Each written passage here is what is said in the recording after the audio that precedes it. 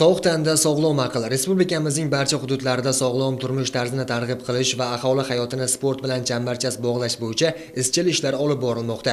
Ma'lumki, yurtimizda haftaning har shanba kuni sport kuni deb belgilandi. Erta tongdan Guliston tumanidagi tashkilot va korxonalar o'rtasida Hokim Kubogi sport musobaqalariga tantanali start berildi.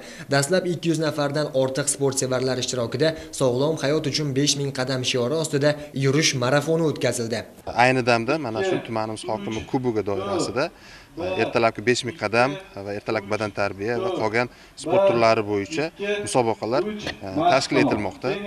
Bu tashabbuslardan kutilayotgan natija nafaqat aholini ayni chegaralangan doirada, ya'ni sport maktabi, maktabdagi sport darsliklaridan tashqari bo'lgan vaqtlarda aholini barcha qatlamlarini qamrab olish maqsadida o'tkazilayotgan sog'lomlashtirish tadbirlari hisoblanadi. Tadbir davomida tuman markazidagi sport maktabi murabbiylari ishtirokida aholi ertalabki badan tarbiya mashqlarini bajarishdi.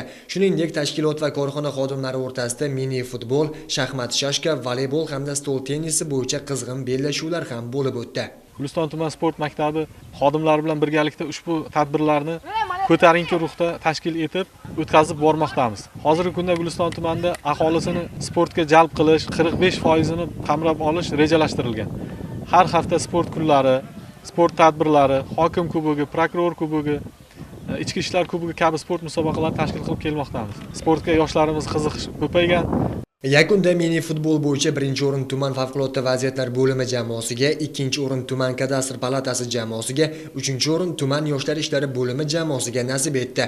Ayollar o'rtasida voleybol musobaqasida birinchi o'rin tuman tibbiyot birlashmasi jamoasi egallagan bo'lsa, ikkinchi o'rin tuman hokimligi jamoasiga, uchinchi o'rin esa tuman sport maktabi jamoasiga nasib etdi. G'olib va sovrindorlarga tashkilotchilar tomonidan qimmatbaho sovg'alar topshirildi.